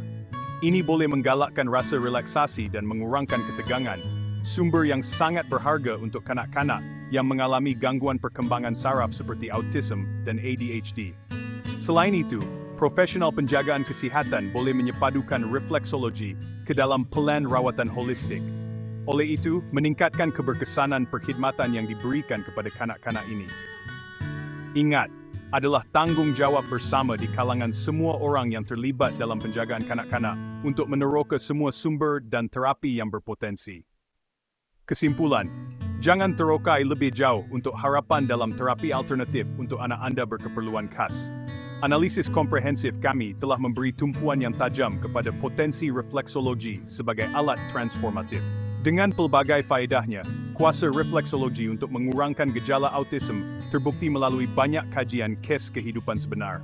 Selain itu, pendekatan refleksologi yang tidak invasif dan bebas dada menjadikannya terapi pelengkap dan alternatif yang sangat baik. Peranannya dalam menggalakkan kelonggaran dan mengurangkan tekanan, bukan sahaja untuk kanak-kanak, tetapi juga untuk ibu bapa, penjaga dan kaki tangan adalah penting. Memperluaskan faedah refleksologi di luar bilik terapi, latihan dalam teknik refleksologi asas boleh memperkasakan ibu bapa dan penjaga, menawarkan program perubahan positif. Apabila disepadukan ke dalam pelan rawatan holistik dengan profesional penjagaan kesihatan, refleksologi berpotensi untuk meningkatkan kualiti hidup kanak-kanak autisme. Dengan penyelidikan berasaskan bukti yang mantap dan komuniti pengamal yang bersemangat, refleksologi sememangnya menawarkan laluan baharu dalam menyokong keperluan unik kanak-kanak berkeperluan khas. Semasa kami membuat kesimpulan, kami menjemput Anda untuk melibatkan diri lebih lanjut dengan refleksologi. Dan bersama-sama, mari kita cipta dunia yang lebih menyokong untuk anak-anak istimewa kita. Teman-teman, sabar itu penting banget dalam Islam, apalagi saat menghadapi ujian hidup. Sabar artinya menahan diri agar tidak putus asa dan tetap tenang saat menghadapi kesulitan. Allah berfirman dalam Al-Quran, dan berikanlah kabar gembira kepada orang-orang yang sabar. Tapi ingat, sabar bukan berarti kita hanya pasrah tanpa usaha ya. Seorang Muslim yang sabar itu tetap berusaha mencari solusi sambil berdoa kepada Allah. Sabar juga berarti menerima apa yang terjadi dengan keyakinan bahwa semua itu datangnya dari Allah. Dengan sabar, hati kita akan lebih tenang dan pikiran lebih jernih dalam mengambil keputusan. Intinya, sabar adalah jalan untuk mencapai ketenangan jiwa dan kesuksesan dalam menghadapi segala ujian. Al-Quran memberikan banyak petunjuk tentang bagaimana kita menghadapi ujian hidup. Dalam setiap ayatnya, terdapat hikmah dan pelajaran yang bisa kita ambil untuk memperkuat iman dan ketabahan kita. Salah satunya ada di QS Al-Baqarah ayat 155-157. Dan sungguh akan kami berikan cobaan kepadamu, dengan sedikit ketakutan, kelaparan, kekurangan harta, jiwa, dan buah-buahan. Ujian-ujian ini datang dalam berbagai bentuk, dan seringkali tidak terduga. Dan berikanlah berita gembira kepada orang-orang yang sabar. Ayat ini mengajarkan bahwa kesabaran adalah kunci utama dalam menghadapi segala bentuk ujian. Ayat ini mengajarkan bahwa ujian adalah bagian dari hidup, dan orang yang sabar akan mendapat berkah dan rahmat dari Allah. Kesabaran bukan hanya menunggu, tetapi juga berusaha dan berdoa. Sikap sabar dan tawakal saat menghadapi ujian adalah kunci untuk mendapatkan petunjuk dan rahmat-Nya. Dengan bersabar, kita menunjukkan keimanan dan ketergantungan kita kepada Allah. Selain itu ada juga QS Al-Ankabut ayat 2-3. Apakah manusia mengira bahwa mereka akan dibiarkan hanya dengan mengatakan, kami telah beriman, dan mereka tidak diuji? Ayat ini mengingatkan kita bahwa ujian adalah cara Allah untuk melihat siapa yang benar-benar beriman, dan siapa yang hanya pura-pura. Ujian adalah alat untuk memurnikan iman kita. Ujian adalah kesempatan untuk membuktikan keimanan kita di hadapan Allah.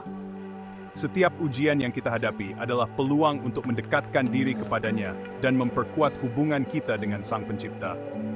Dengan memahami dan menjalankan ajaran Al-Quran tentang ujian, kita akan lebih siap dan kuat dalam menghadapi segala tantangan hidup. Al-Quran adalah panduan yang sempurna untuk menjalani hidup dengan penuh keimanan dan ketabahan. Al-Quran banyak memberikan motivasi dan janji bahwa setelah kesulitan, pasti ada kemudahan. Ini adalah salah satu pesan yang paling menguatkan dan menenangkan hati bagi setiap Muslim yang sedang menghadapi cobaan hidup. Salah satunya ada di QS Al-Insyirah ayat 5-6.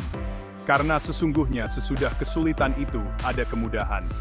Ayat ini seringkali diingatkan kepada kita untuk memberikan harapan dan keyakinan bahwa setiap masalah pasti ada solusinya. Ayat ini mengajarkan bahwa setiap kesulitan pasti akan diikuti oleh kemudahan dari Allah. Ini adalah janji yang pasti, dan kita harus percaya bahwa Allah tidak akan membiarkan hambanya dalam kesulitan tanpa memberikan jalan keluar.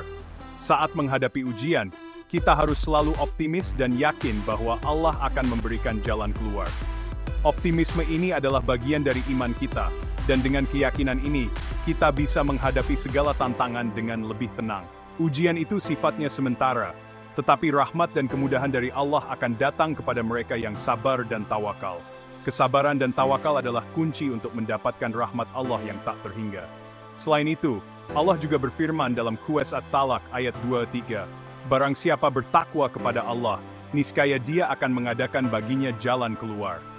Ayat ini menegaskan pentingnya ketakwaan dalam hidup kita. Ayat ini mengajarkan bahwa ketakwaan dan tawakal kepada Allah adalah kunci untuk mendapatkan jalan keluar dari setiap kesulitan. Dengan ketakwaan, kita akan selalu berada dalam lindungan dan bimbingan Allah. Dengan memahami ayat-ayat ini, kita akan lebih termotivasi untuk tetap bertahan dan bersabar dalam menghadapi ujian. Ayat-ayat ini memberikan kita kekuatan dan keberanian untuk terus melangkah maju. Motivasi dari Al-Quran ini adalah sumber kekuatan yang luar biasa bagi setiap Muslim. Dengan berpegang teguh pada ajaran Al-Quran, kita akan selalu menemukan cahaya di tengah kegelapan.